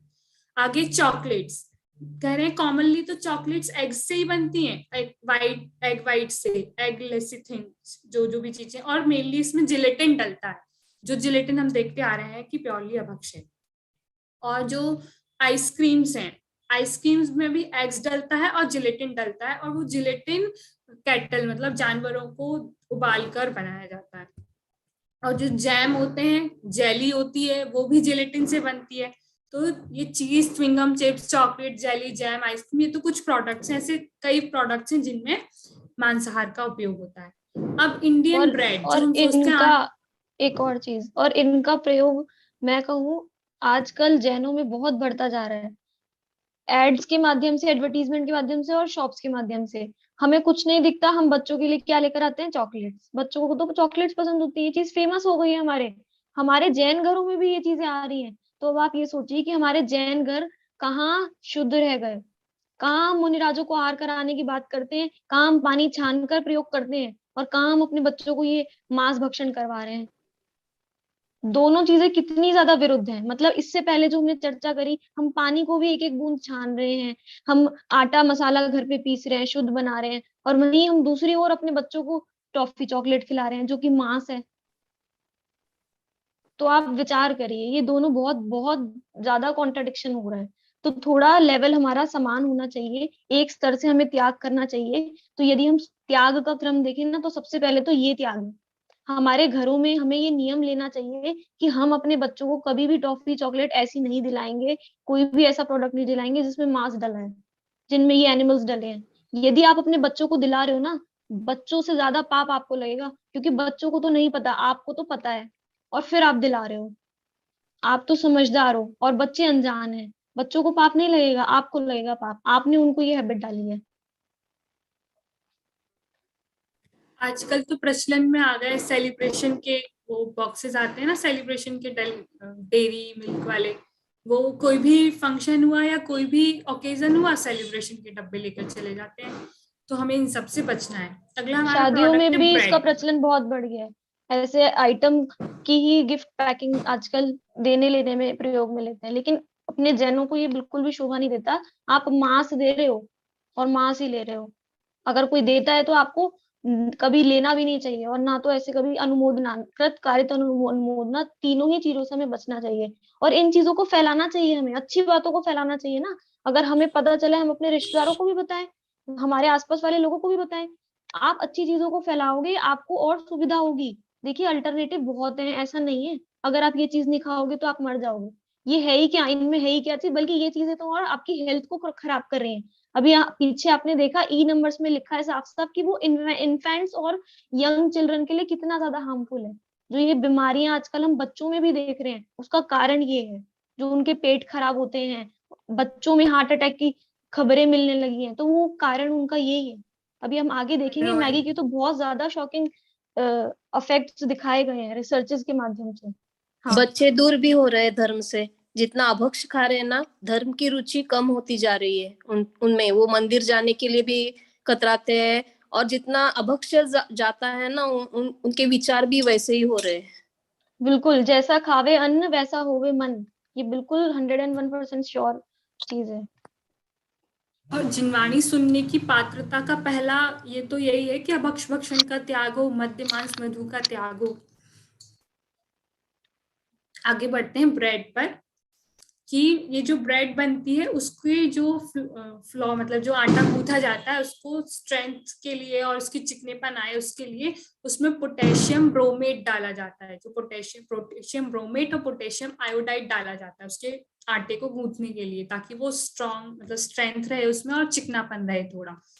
तो उस ये जो पोटेशियम ब्रोमेट है, international agency for research on cancer, ये IARC ने बताया है कि इस पोटेशियम ब्रोमेट से कैंसर होता है ह्यूमंस को। और भी जो रिसर्च है, centre for science and environment CSE, उनने कहा है कि ब्रेड बर्गर और पिज्जा में इस प्रोडक्ट के होने से बच्चों में थायराइड, कैंसर, ऐसी जो पहले जो बीमारियां होती ही नहीं थी वो बीमारियां भी आजकल बच्चों में पाई जाने लगी हैं। तो WHO ने भी यहाँ पर तो लिखा है कि it is band in many countries but not in India and US। मतलब इंडिया और US को छोड़कर बाकी बहुत सारी कंट्रीज में ब्रेड बैन है, लेकिन हमारे देश में लोगों का सुबह का नाश्ता ही ब्रेड से होता है। और ब्रेड अगला- में ईस्ट भी डलती है, ईस्ट का भी बताइए आप थोड़ा। हाँ, ब्रेड में ईस्ट भी डलती है। वो ईस्ट एक तरीके से फफूंद है। मतलब आप ये सोचिए, अब रोटी में फफूंद लग जाएगी तो खाएंगे क्या?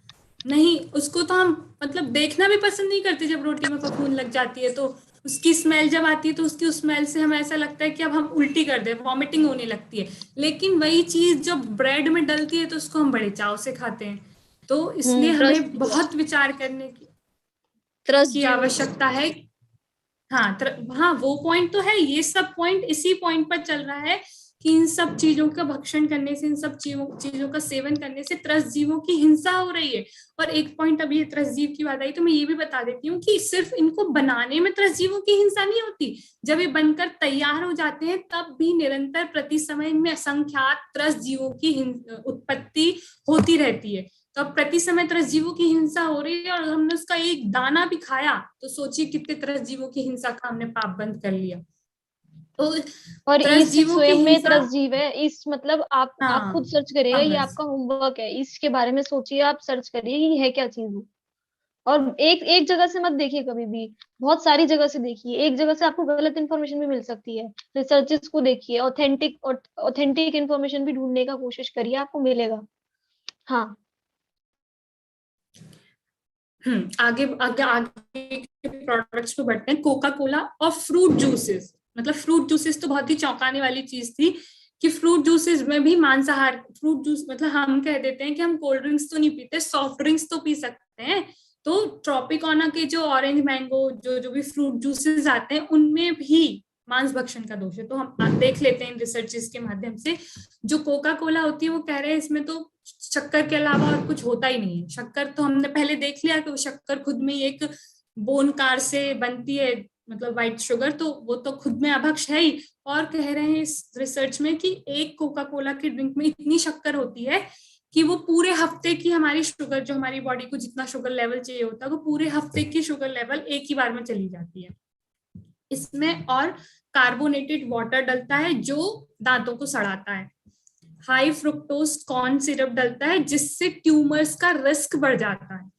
कलर हमने देखा कैसे बीटल से बनते हैं, और वो जो कलर डलते हैं वो हमारे लीवर को अफेक्ट करते हैं, डाइजेस्टिव सिस्टम को अफेक्ट करते हैं, और जो हमारी WBCs हैं, मतलब जो व्हाइट ब्लड सेल्स हैं, जो हमारे रोग से लड़ने में सहायक होती हैं, उनको नष्ट करते हैं। इसीलिए तो आज कोरोना जैसी बीमारियां बढ़ रही हैं, क्योंकि हमने इन सब प्रोडक्ट्स का सेवन कर करके अपने शरीर की स्थिति को बिल्कुल बिगाड़ लिया है।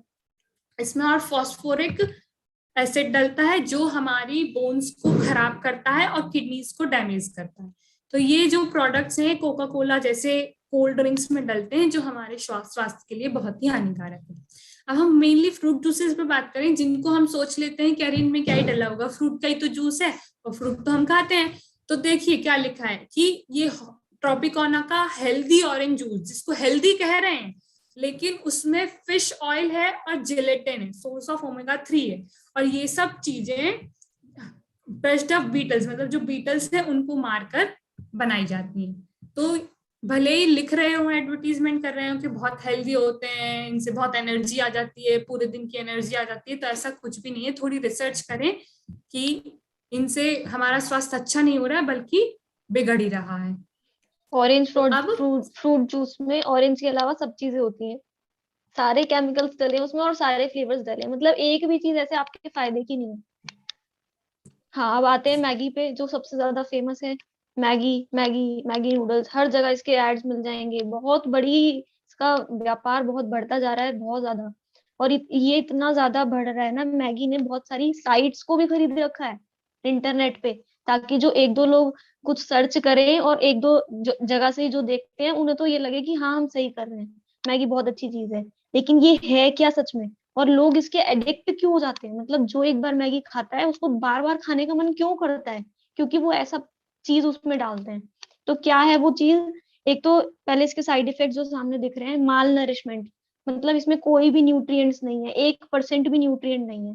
तो आप मैगी जितना ज्यादा खाओगे तो वो आपकी बॉडी को हार्म करेगा, आपकी भूख खत्म कर देगा, और आपके अंदर जो न्यूट्रिएंट्स जाने चाहिए थे उसकी बजाय वो मैगी गई, आपको न्यूट्रिएंट्स नहीं मिले, तो आपको माल नरिशमेंट, मतलब कि क्या बोलेंगे माल नरिशमेंट को, कि कुपोषण।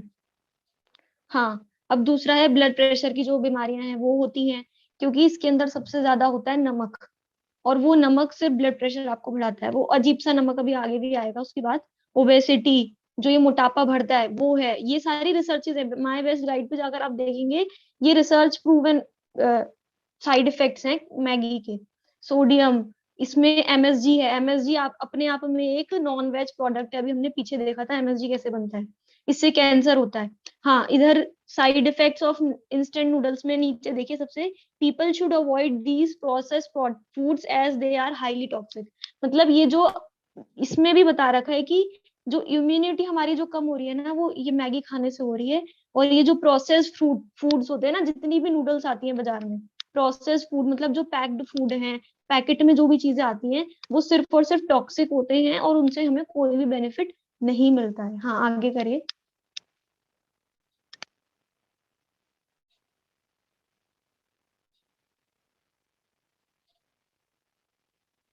देखिए, ये मैगी के कारण malnourishment, non vegetarian, intestine of pig का इस्तेमाल होता है मैगी के अंदर। और इसके अंदर जो ये MSG बताया है ना, MSG के कारण क्या क्या होता है? MSG से सबसे ज्यादा नुकसान है हमारी हेल्थ का। और नीचे देखिए एक और, आटा मैगी सोचते हैं कि ये तो आटे से बनी होगी, लेकिन इसमें आटा नहीं होता है, इसमें बहुत और भी चीजें होती हैं। इतने सारे फ्लेवर्स डले होते हैं, इतने सारे एनहांसर्स डले होते हैं, और वो सिर्फ और सिर्फ हमारे शरीर को नुकसान देते हैं, लिवर, किडनी, हार्ट, इनको अफेक्ट करते हैं।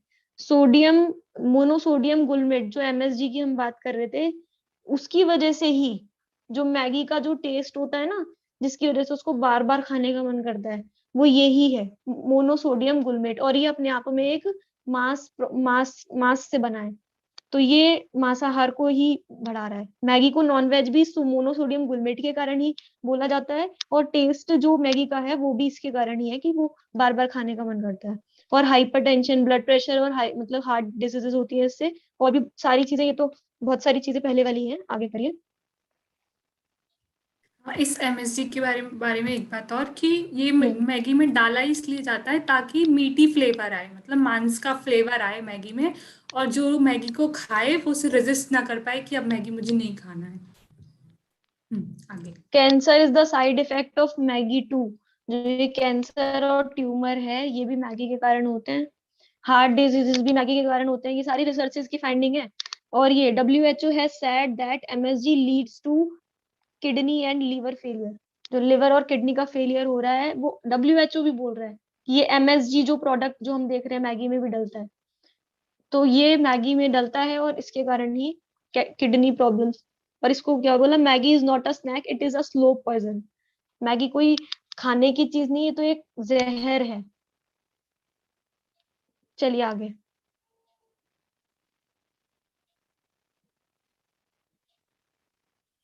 जंक फूड, जो बाजार में चाइनीज जंक फूड मिलता है आजकल, अरे तो वो सारी चीजें किसके कारण हो रही हैं? वो सारी चीजें, उन सब में अजीनोमोटो डलता है। आपको पता है चाइनीज आइटम जितने भी बनते हैं वो अजीनोमोटो के बिना नहीं बनते हैं। और अजीनोमोटो अपने आप में फिश से बनता है।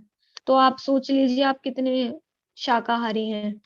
Side effects of junk food में देखें, सारे हेल्थ प्रॉब्लम जितनी आपके सामने है, मैं सबका नाम लेके नहीं बोल रही हूँ क्योंकि समय हमारा हो रहा है। तो ये सारी आइटम्स जो हैं ये जंक फूड में ये सारी बीमारियां जो है वो जंक फूड के कारण होती हैं। अब आगे चलते हैं हम। Health organisations are constantly worried about people's health. तो यहाँ पर ये बोल रहे हैं कि हेल्थ ऑर्गेनाइजेशन भी ये बोल रही है अब तो कि जंक फूड लोग खाना बंद करेंगे तब जाके उनकी हेल्थ सुधरेगी। और यदि उन्होंने जंक फूड चालू रखा तो उनकी हेल्थ के लिए रिस्क है। ये अलार्मिंग रेट बता रहे हैं। हाँ प्राजक्ता जी, आप कुछ बोलना चाहते हैं?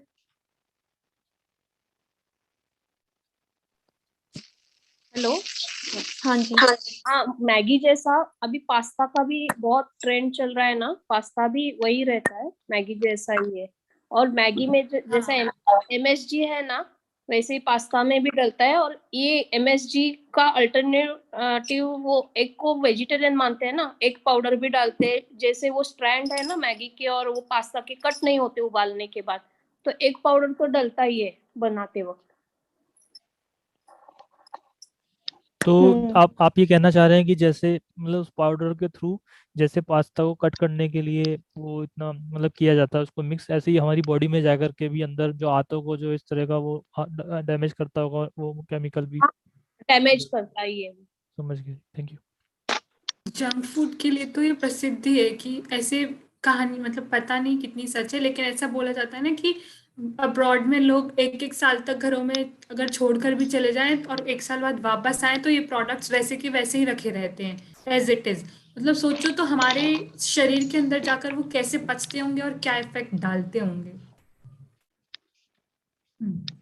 देखिए अब अंत में कोई किसी का रेजेंड है? हाँ, डॉक्टर सचिंद्र जैन जी भी कुछ बोलना चाहते हैं, बोलिए अनम्यूट करके।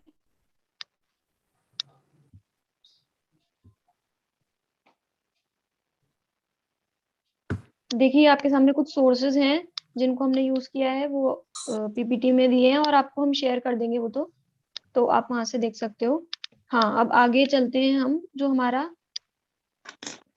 अंतिम बिंदु है जिस पे आज हमें चर्चा करनी इसके बाद है, फिर हम आज अपने अनुभवी तो नहीं लेकिन हाँ जो शुद्ध तेल हमें प्रोवाइड कर सकते हैं ऐसे जानकार से हम चर्चा करेंगे आज। समय भी हमारा हो रहा है। देखिए अब ये सब जानने के बाद क्या, बस थोड़ी सी चर्चा हम इस पे करना चाहेंगे कि ये सब जानने के बाद क्या। हाँ, इससे पहले डॉक्टर सचिंद्र जी कुछ बोलना चाहते हैं। हाँ बोलिए आप। हाँ, अभी आप लोगों की परिचर्चा सुनी, बहुत अच्छी तथ्यपरक और चरणानुयोग के परिप्रेक्ष्य में ये परिचर्चा रही। इसमें जो मैगी की बात आई उसमें मैं बहुत संक्षिप्त में, आप घर पर भी यदि मैगी खाने का लोभ आपके है तो उस जो बच्चे नहीं मानते हैं तो उन बच्चों की जो माँ है उनके लिए बहुत सुंदर तरीका बता रहा हूँ और वो उस विधि को अपनाएंगी तो बच्चे भी खुश रहेंगे और आपका जो चरणानुयोग का भी परिपालन होगा। आप रोटी की भी मैगी बना सकते हैं। जो आप घरेलू काली मिर्च आदि जो मसाले प्रयोग करती हैं उन्हीं मसाले का प्रयोग, शिमला मिर्ची आदि का प्रयोग की, और रोटी को भी आप कट कट करके जिसको बना करके सुधार करके आप उसका प्रयोग करके, तो रोटी मैगी बहुत स्वादिष्ट भी बनती है और बच्चों के अनुकूल भी बनती है। बस इतना मुझे कहना था। और बहुत अच्छी परिचर्चा आयुषी जी और अन्य आशीष जी के माध्यम से हो रही है, बहुत बढ़िया, धन्यवाद। बहुत बहुत धन्यवाद सचिंद्र जी का भी। देखिए, अब अंत में मैं जो कुछ मुख्य बातें इनसे निकल के आती है शॉर्ट में बोलना चाहूंगी। ये सब जानने के बाद अब क्या? तो ये सोचिए कि इन सब को जानने के बाद हमें ये सोचना है कि हमें अपना पैसा इन चीजों में इन्वेस्ट करना है या नहीं। क्योंकि यदि आप आज इन चीजों में पैसा लगाते हो तो कल इससे डबल आपका बीमारियों की इलाज में भी लगने वाला है। तो वेस्टेज ऑफ मनी है टोटली। आप बच्चे का भी आज बिगाड़ रहे हो, उसका कल भी बिगाड़ रहे हो। क्योंकि परभव में भी जो कर्म बंद होगा उससे परेशान रहेगा और वर्तमान भव भी बिगड़ेगा। तो इसीलिए आप सोच लीजिए 1% भी आपको फायदा नहीं है अगर आप इन चीजों का इस्तेमाल करते हैं।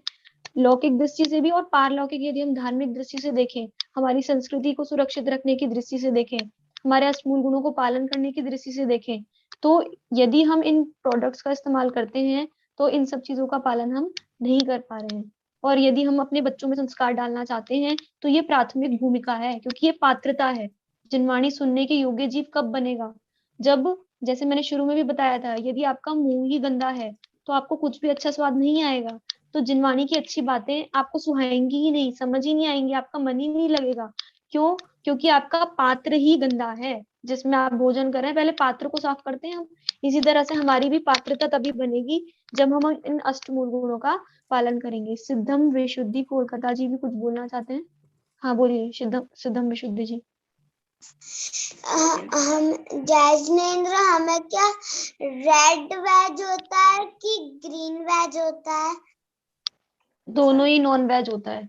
रेड भी नॉन वेज होता है और ग्रीन भी नॉन वेज होता है। रेड और ग्रीन सिंबल पे मत जाइए आप, उसकी भी एक बड़ी अलग ही वो चल रही है, उसमें भी बहुत ज्यादा घपला है। क्योंकि कई इंडस्ट्रीज एग को नॉन वेज मानती ही नहीं है, और ऐसे बहुत सारी चीजें हैं उनको वो नॉन वेज मानती ही नहीं है। वो उनकी तरफ से तो ग्रीन सिंबल लगा देंगे उनको वेजिटेरियन मान के, लेकिन वास्तविक में वो वेजिटेरियन नहीं है। जैसे तो ग्रीन जिलेटिन के लिए सिंबल, भी लिखा था ना, हाँ। जिलेटिन के लिए भी लिखा था कि वो फूड और प्रोडक्ट ही देखिए, उन्होंने ऐसे मान लिया, बच्चों को भी इसलिए जोड़िए आप अपने साथ। मैं तो कहूंगी सिद्धम जी बहुत बहुत अच्छी बात है, ये बैठे हैं, बच्चों को सुनाइए ये बात। और देखिए, बच्चों से पहले आप अपने इसको मानेंगे ना तो आप बच्चों तक पहुंचा देंगे, हमें पता है।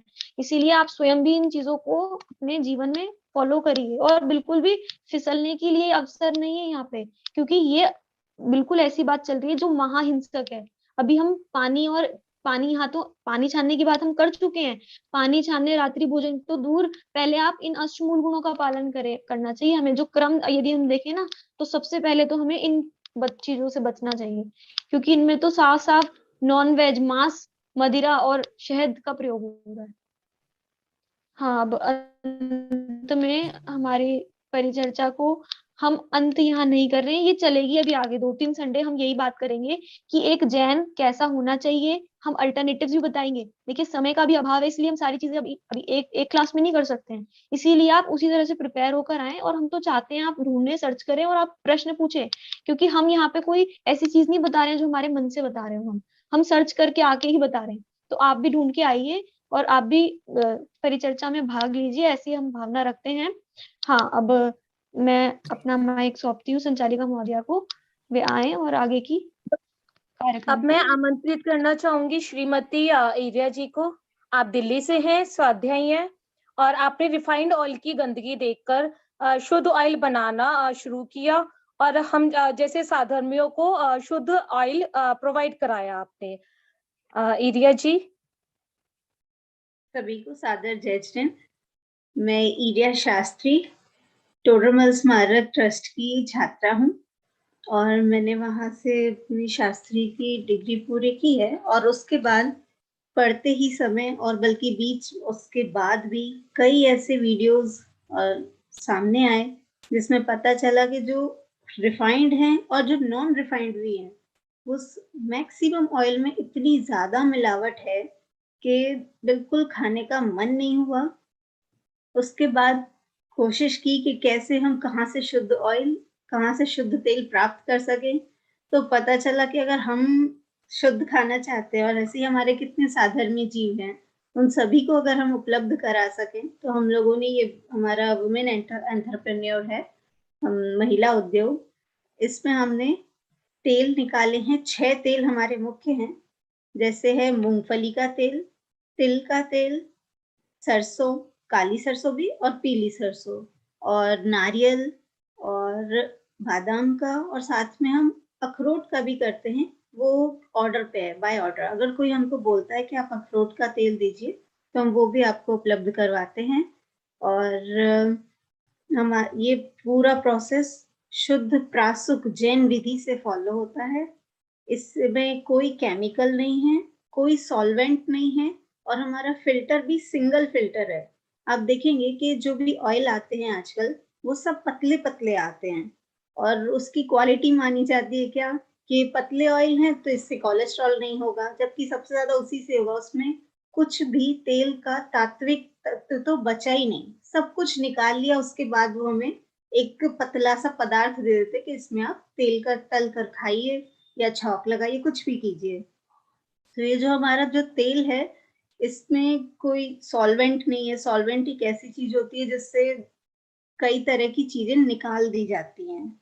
तेल में से जो सॉल्वेंट होता है एक ऐसा पदार्थ है जिस केमिकल से कि उसमें से जो ऑयल ना हो, बस चिकनाहट हो।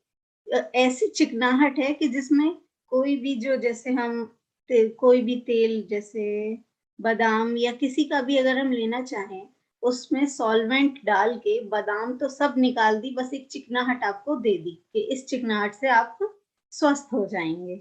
ऐसी भ्रामक चीजों से दूर बचने के लिए हमने ये तेल का उत्पादन शुरू किया। तो जिस किसी को भी चाहिए हो, वो आप मुझसे कांटेक्ट कर सकते हैं। आशीष जी, आशीष भैया, आप हाँ जी, मेरा एक, मैं हमारे ऑयल का नाम है सुकृतम ऑयल। मैं आप अभी थोड़ी देर में 2 इमेजेस शो करूंगा पोस्ट, ताकि हाँ, सभी लोगों को पता चल जाए आप एक आपके बार प्रोडक्ट के बारे में। वो स्क्रीन पर ला दीजिए। हाँ जी, इससे इतने इतने मैं तरुण जी को आमंत्रित करता हूँ, और भी जो डाउट्स हैं, जो भी लोगों के क्वेश्चंस आते हैं, और किस तरह से हमें शुद्ध, क्या हमें शुद्ध मिल पाता है, कैसे मिल पाता है, वो पूछना चाहेंगी। तरुण जी प्लीज आप स्टार्ट पूछ लीजिए। सभी को जय जिनेंद्र। जी। जय जिनेंद्र इरिया जी, आपको आवाज आ रही है मेरी? हाँ जी, आवाज आ रही है। आ रही है। हाँ, हम लोग जानना चाह रहे थे, आपने बता दिया कि कौन कौन से ऑयल आपके पास होते हैं, है ना। और एक ये है कि आपका जो ये प्लांट लगा हुआ है, जो आपने मतलब काम शुरू किया है, ये कहाँ पर शुरू किया हुआ है? ये हमने जयपुर में शुरू किया है, और मेन वहीं पर, और हमारा ऑफिस एक दिल्ली में भी है और जयपुर में भी है, जहाँ पर हम मेन स्टॉक रखते हैं। अच्छा, आप आई थिंक दिल्ली में ही रहते हैं ना? हाँ जी। है ना, तो फिर वहाँ का सेटअप वगैरह कैसे देखते हैं आप लोग जयपुर का? हम जयपुर जाते हैं, आते हैं, ऐसे करते हैं, और वहाँ पे हमारे सिस्टर हैं, हम लोगों ने साथ में शुरू किया है, तो मेन वो अच्छा, संभालते हैं। हाँ, मतलब वहां पर देखने वाले भी है ना, कि लेबर के भरोसे तो नहीं छोड़ा जाता ना, क्योंकि ये बिल्कुल काम नहीं, खुद का अपना था। अपने सामने निकाला जाता है ऑयल, और जितने भी लोग उसमें जुड़े हुए हैं वो सभी जैन हैं, और सभी जैन सिद्धांतों का पालन करके ही इस प्रोसेस में आगे बढ़े हैं। अच्छा, और ये आपका मतलब कहीं पे भी, जैसे अपने साधर्मी है, कहीं भी आप सप्लाई दिलवा देते हैं? हाँ जी, हमारा विशाखापत्तनम, चंडीगढ़, पूरे ऑल इंडिया में जा रहा है ऑयल। अच्छा, और ये जो प्रोसेस होता है, जैसे औरों का तो पता नहीं चल पाता, लेकिन अपने साधर्मियों के लिए तो जरूरी है कि रात को ये काम होता है या दिन दिन में ही करवाते हैं आप ये? बिल्कुल, दिन दिन में काम होता है, और ऐसी जगह काम होता है जहाँ पूरी सूर्य की रोशनी उपलब्ध रहती है। और जैसे क्लीनिंग वगैरह का कैसे करते हैं, क्योंकि बड़ी मशीनों में तो क्लीनिंग की बड़ी प्रॉब्लम आती है ना, फिर वो शुद्धता का तो काम खत्म हो जाता है। ये ऐसी मशीन है जिसको इजी वॉशेबल है, जिसको हम साबुन से मांजकर, पानी से धोकर और पूरी सुखाकर, और उसके बाद अपना आगे प्रोसेस कर लेते हैं। इसमें कोई पानी नहीं लगता, और पूरा शुद्ध रीति से तेल निकाला जाता है। बहुत बहुत धन्यवाद आपका। मैं और अभी आपकी प्रेरणा से बहुत लोगों को फायदा भी होगा, देखिए, है ना। काफी लोग चाहते हैं कि शुद्ध चीजें मिलें, पर ऐसे लोग आगे आएंगे तो फिर साधर्मियों को और भी फायदा हो जाएगा। हाँ जी, ये हमारा जो ऑयल है, इसमें हम कुकिंग के मतलब छौंक वगैरह लगाने के साथ साथ ये तलने के लिए भी बेस्ट है, क्योंकि जो और ऑयल आ रहे हैं वो पतले रहते हैं और इतने ज्यादा टेम्परेचर पे निकाले जाते हैं कि वो एक बार तो पूरे उबल चुके। और जबकि हम बहुत सारे लोगों से सुना भी है, और जहाँ तक कि इस परिचर्चा के माध्यम से लास्ट टाइम ही आपने रिफाइंड ऑयल की वीडियो देखी थी, उसमें क्या देखा था कि वो इतनी हाई टेम्परेचर पे निकाला गया तेल है कि वो आगे उपयोग करने लायक ही नहीं है। जैसे हम किसी भी चीज को घर पे बनाते हैं, जो तलने के लिए जो तेल यूज करते हैं, उसके बाद उसको दूसरी बार उपयोग करने में थोड़ा हिचकिचाते हैं कि वो तेल अब इतना शुद्ध नहीं रहा, उसमें प्रोटीन्स भी नहीं बचे हैं। तो उस तेल को भी हम हमेशा अलग ही रखते हैं। और ये जो हमारा तेल है, ये गाढ़ा तेल है। गाढ़ा तेल है क्योंकि इसमें फिल्टर सिंगल फिल्टर यूज किया है। अगर हम इसमें डबल ट्रिपल फिल्टर यूज करेंगे और हाई टेम्परेचर पे निकालेंगे तो इसके जितने भी तत्व हैं वो सब नष्ट हो जाते हैं। और ये हमारा पूरा शाकाहारी और सरकारी मानकों पर भी प्रमाणित तेल है। FASSI, ये हम लाइसेंस नंबर सब हमारा रेडी है। और साथ ही ये तलने में भी यूज हो सकता है, और जैसे नारियल का तेल है, मैक्सिमम लोग उसको लगाने के लिए बालों और खाने सब चीजों में हमारा ऑयल यूज किया जा सकता है। यानी देखिए, आप ये इस कहना तरह चाह से रहे हैं कि ये जैसे कई बार यूज होता है ऑयल जो है, नॉर्मली तेल को हम लोग एक बार या मैक्सिमम 2 बार यूज करके फिर हटा देते हैं, तो आपका जो ऑयल है इसको हम कई बार यूज कर सकते हैं। नहीं, कई बार यूज कर सकते हैं, हाँ, कई बार यूज वही कर चीज सकते हैं, पूछना पर था। जो अभी बाजार में उपलब्ध है उसको हमें पहली बार यूज करने में भी लगेगा कि वो इतना पहले ही उबल चुका है, आगे हम क्या करें। वही चीज पूछ रही हूँ मैं, हाँ, कि ना एक सिंगल टाइम यूज करने के बाद वो ऑयल बेकार हो जाता है जी। है ना।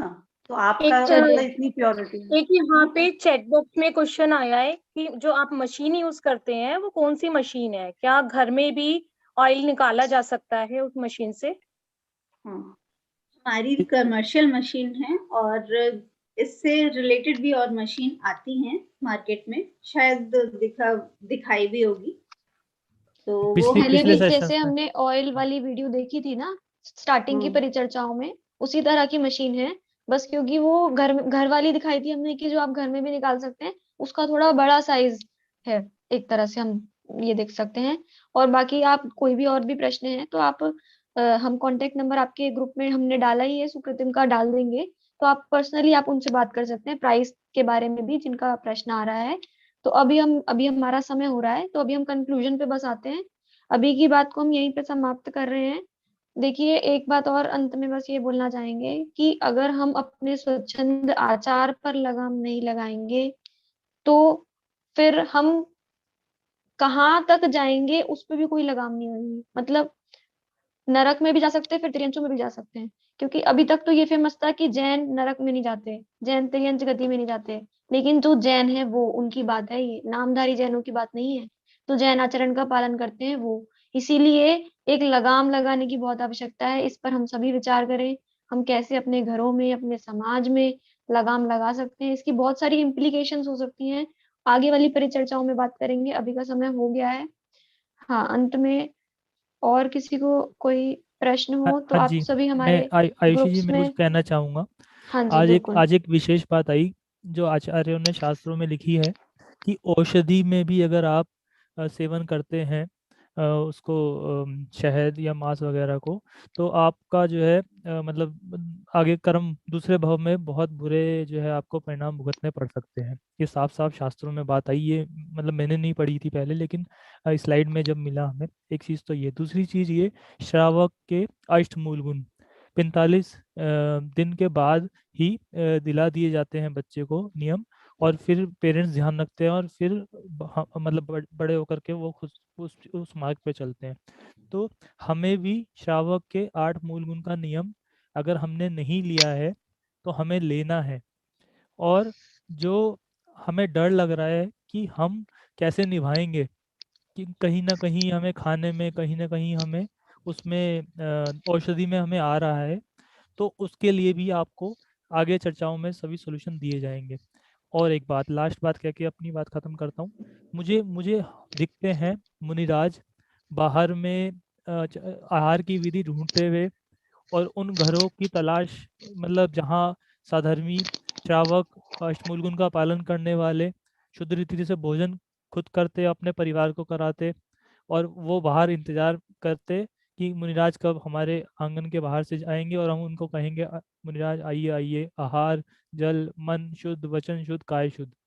तो इस शुद्धता को ही बनाए रखने के लिए इस परिचर्चा को हमने प्रयास किया है ले जाने का।